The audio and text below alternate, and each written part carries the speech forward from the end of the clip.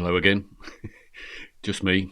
And in this little show, I'm going to be talking about opacity and how you might use that for a few little tricks when you're putting your presentation together if you really want to, and also how it can be used to create some slightly different and subtle changes on your deck. So, first things first, this is me presenting on green screen, fully transparent, and this is quite often how I will do my presentations because I feel that this gives me lots of screen estate around and about me. So I've got more room on the slide deck to actually do something, whereas if I'm actually in a square or a circle or something, that takes up more space. So I quite like to just appear something like this. But if I wanted to spice that up a little bit, I guess what I could do is I could bring something in behind me. So let's just do that. So I could bring something like this orange blob in behind me, and it's not taking up a lot of space, but it does add a little bit of extra dimension to the actual show. But I think that that's a bit sort of bright and cheery, so I might want to dim that down a bit. So if you hit or select an object and then press the Shift key down and use the center roller on your mouse, you can change the opacity of an object. So I've just sort of dimmed that down a bit, and I think that's a bit more pleasing to the eye. So you can do that for absolutely everything actually on Ecamm. So it's hold down the Shift key and then use the scroll key in, or the scroll wheel in the center of your mouse. If you have a trackpad or some other device, it will be the same principle, i.e. Shift, and then whatever is the scroll gesture on your associated device. So you can do that. So where do I play about with transparencies sometimes? Well, occasionally I do it to reveal stuff. So let me bring something on the screen. Let's bring in a camera. Just a picture of a camera.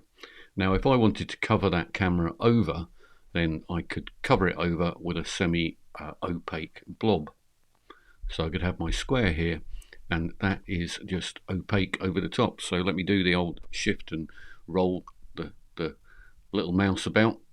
That shows the level of opacity. So I may want to hide something like that, and then as I'm doing my slide deck, I just want to potentially reveal that, so I can either assign a hotkey to hide and show that overlay, or I can just click it in the overlays window to suddenly reveal or hide the particular element. So I might have 4 or 5 elements on the show, just semi-visible behind each one, and then reveal them one at a time. So I could do that like this, or in builds, or assigning hotkeys, whichever way I want to do them. So that's one way you could use transparency. Let's have a look at some others. Just get rid of those. So I've just got some bullet builds going on here. So this is my standard sort of bullet build. But what I might want to do is, once I've finished talking about that bullet, I might want to hide it a little. So I can fly in a transparency over the top of my bullet point. Then bring in my next bullet point, and when I've finished talking about that, I will fly in a transparency over the top of that. Third bullet point, bring it in, and guess what? I'm going to fly in a transparency over the top of that. So all I'm doing there is building in transparencies and flying them over the top of things. Got to be careful to make sure that your transparencies are above your bullet points, otherwise that's not going to work. So that's something I can show you in a minute. But what I thought I would do first of all is play about with some shapes as well, and just let you see those shapes. So what I think I'll do is I'm going to ditch a couple of builds here, and I'm going to just bring in some shapes to play about with. In fact, I'll just hide the builds, why not? So just hiding a couple of builds here to give myself a bit of screen space. And I'm just going to drag in a couple of elements and then show you how you might want to play about with them. So let me go grab some shapes. So I'm in my library, and you've seen me do it before.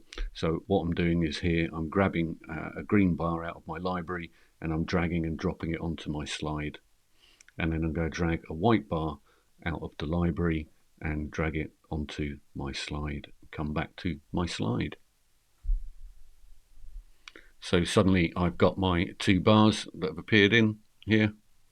And what you can do is, of course, you can layer things up to give a sort of a three-dimensional type effect if you want to.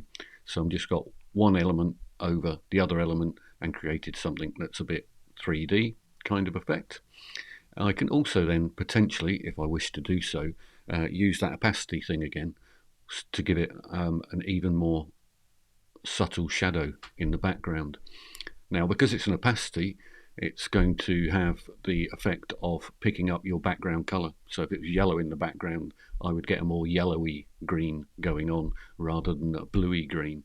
But that sort of is quite a nice effect.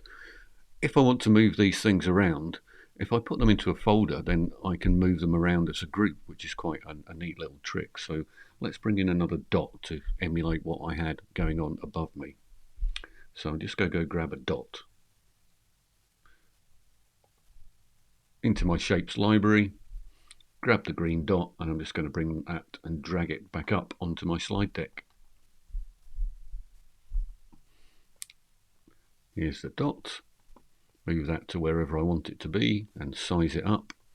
And what I could do now, potentially, is take those three shapes and drop them into a folder. So I'm going to go into live demo mode to show you this.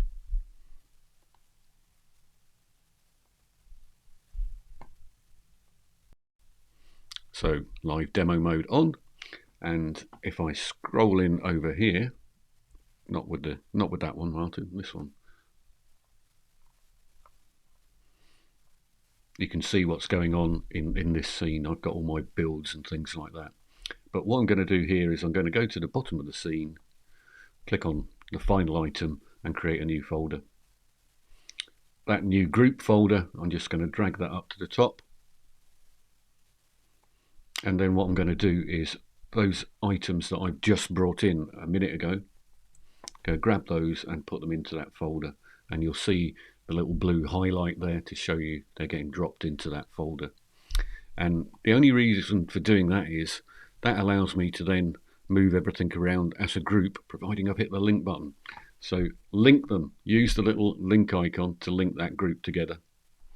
And then what I can do is move that around the screen as a group, which is just kind of useful when you're building your slide decks up.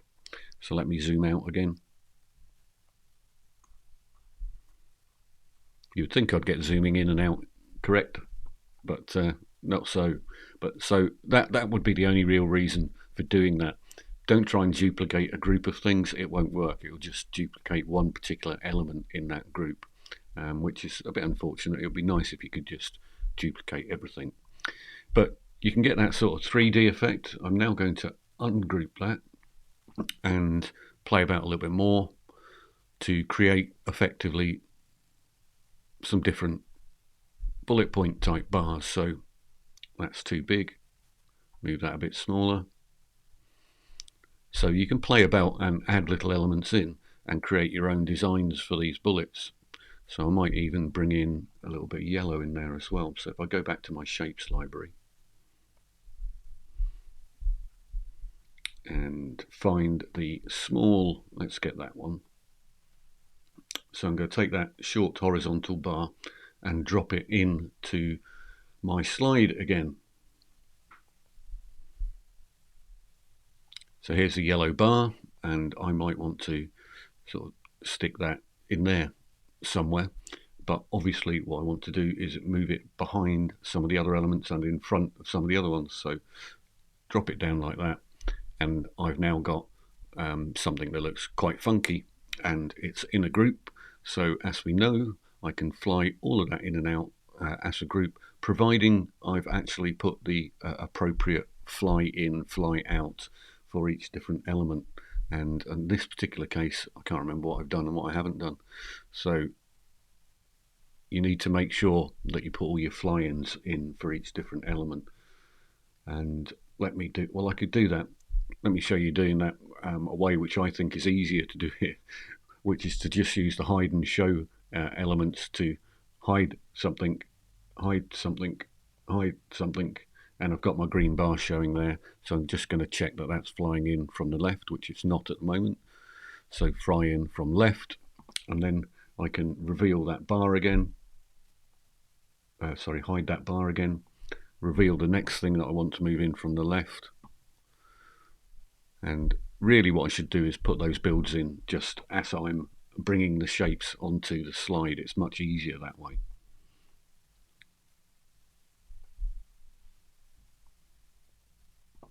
Fly in from left, fly in from left. I think that's me done all those 4 items. So let me link those together, and obviously I want that on the edge of the screen, and I'm going to assign a hotkey, and I don't know what hotkey, I'm running out of hotkeys here, that will do. So I've assigned a hotkey to that, so now when I press the hotkey it's going to disappear or fly in with my new funky looking object. So as I say, you can play about with those, and you can go change opacity as well to give all sorts of different effects on things. So that's how I use opacity to just add a little bit of extra to my deck, and so go have a play about with that. I actually use it also to do things like reveal guests or put a big square over me at the start of a show, but that's more appropriate to live streaming rather than presentations. So a couple of tricks for you there to go play about with, and that's the end of today's lesson. Cheerio.